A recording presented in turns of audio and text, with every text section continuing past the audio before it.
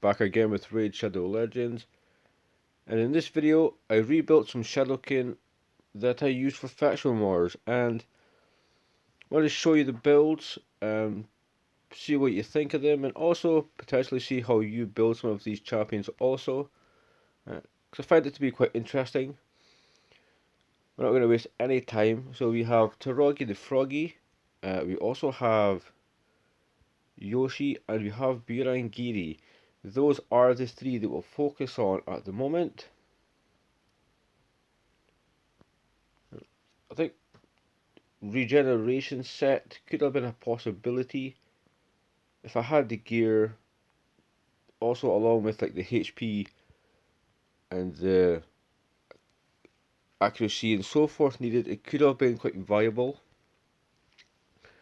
So first one is Taraagi the Froggy.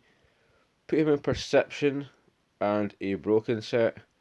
Try to get high HP, just about 1500 plus defense, respectively fast. I wanted to give him resistance and accuracy, just so he's not debuffed as easy, because he is very much a support champion in a support role. If you look at his base stats, 20,000, almost 21,000 HP. It's quite nice. Defense is a little bit low. Speed 96, a bit slow, but it's workable. Still, it could be quicker. Resist 45 and no accuracy.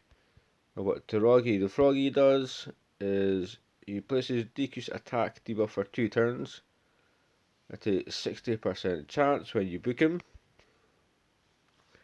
He has an AoE chance of placing a provoke, 50% chance. The chance increases by 5% for his debuff on the enemy team.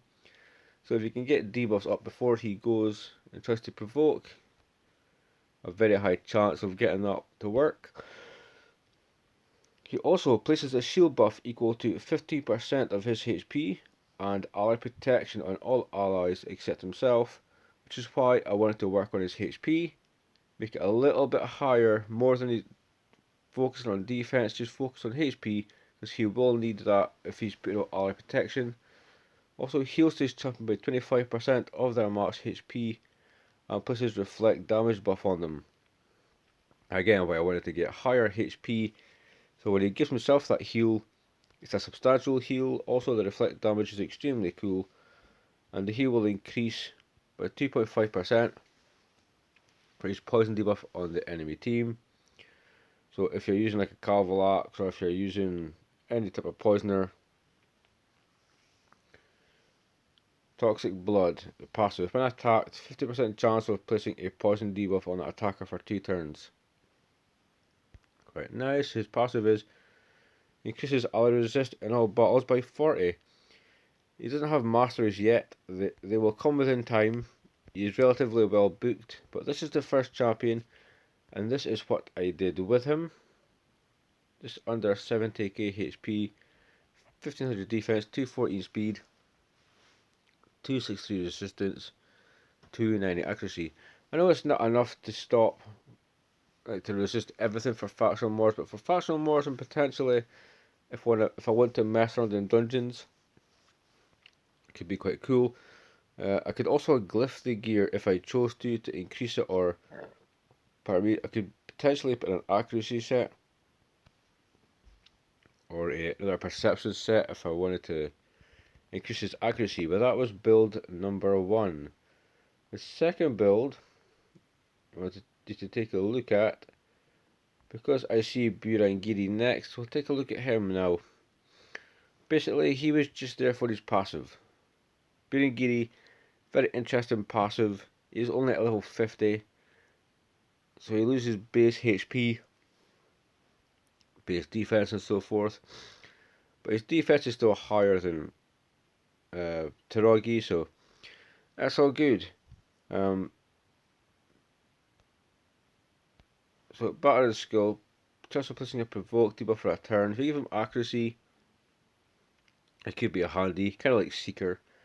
You'll just provoke people constantly if he has the accuracy and the speed. So, Bakemono charge. This is the stun debuff. It's an AoE attack. Another reason why you could give him accuracy for some CC. Places strengthen buff. Again, one of my favourite buffs. It's so strong, underrated. I feel like it's being used more and more as people are beginning to understand the importance of it.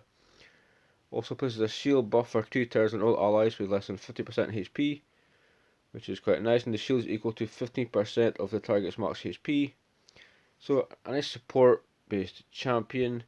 If you look at Soulmonger though, heals this champion by 50% of their max HP whenever an ally or an enemy dies. So the passive for Burungiri to survive, very strong. If he has high HP, the rest of his kit is very good as a support kit for his teammates.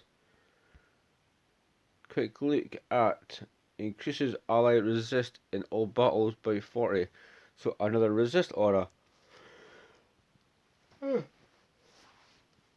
Yawning in a video, not good, but it's quite early, so. But the idea was, give him HP, get him to survive. You know, people will be dying in Factual Wars. I could potentially show some dungeon content at some point where his passive will keep him alive. He's also putting out shields. He's also potentially putting out a CC. I haven't built him with accuracy. I could. I really just wanted to focus on getting some HP on him, a bit of defense. So wasn't necessarily concerned with the speed.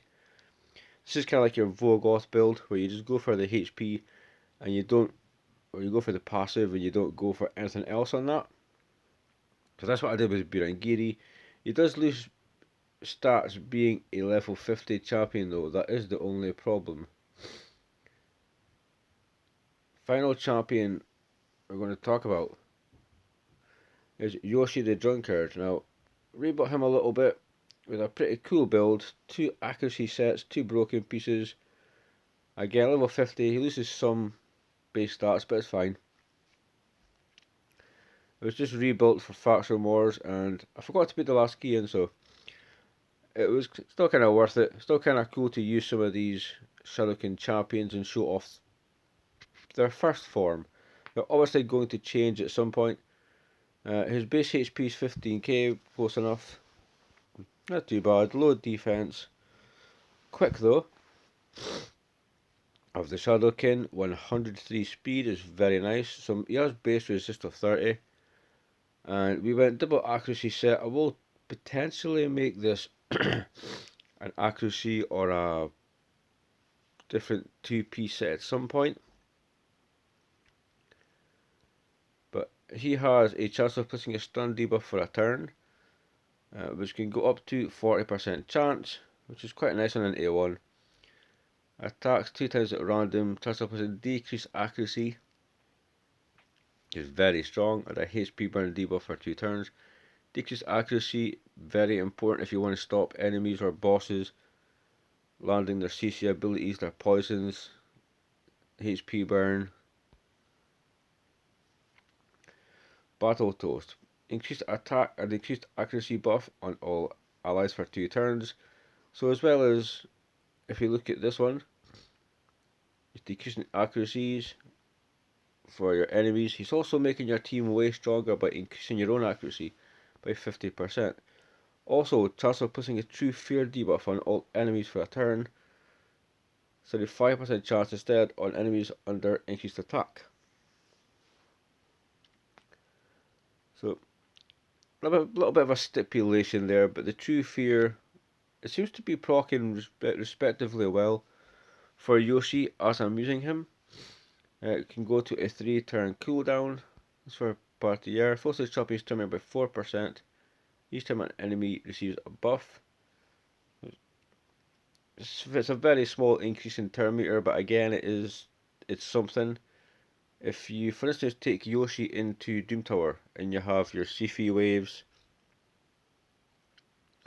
all these champions that throw up many buffs, he's going to get such a full turn meter so quick it will definitely make a difference. His aura is ally speed in all battles by 19%.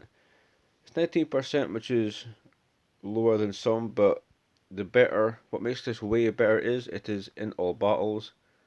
So it doesn't matter where you take him. Could be arena if you wanted to make sure you could debuff your enemy Duchess and so forth. Could be dungeons, could be faction wars, Doom Tower. He doesn't have masters either. None of the 3 champions that we're looking at now have masteries, but the builds he has are his stats. To be, obviously, things have to be leveled up. And they could glyph if necessary. 42k HP, slightly lower, 1300 defense, 191 speed, so close to 200. I was happy getting close to 200. Makes him quick enough in a sense. His resist is 115, his accuracy is 299. And he's also a really, really fun champion, so I don't think there is one more I was going to rebuild, which I have not rebuilt yet, and it is this champion here. She had the Swift Perion for a mission a while ago, but the 3 we wanted to cover was Taragi the Frog, Yoshi the Drunkard, and Burungiri. As I was progressing in Faction Wars, also had Ninja in the team. In case you're curious, I'll show you the Ninja build. It's quite cool. He doesn't die too often. He's quick, he has regen, he has resistance and accuracy. It's a non-damage build though. But every single turn he's healing. He's also landing his abilities, his debuffs. He is with a resistance aura. He can resist quite a lot. So apart from Oboro, that was basically the Faction Wars team. It was quite fun. Be curious to know how you feel about the 3 builds we've seen. So Taragi the Frog, Yoshi, Burungiri, what are your thoughts on those 3 champions? How did you build those 3 champions? Be good to know, because we can spread information to somebody potentially needing to build these champions if they're unsure, if they're looking for some advice or whatever. So spread the information, because that's kind of what we're about. And as always guys, stay safe, keep on raiding, and I'll see you soon.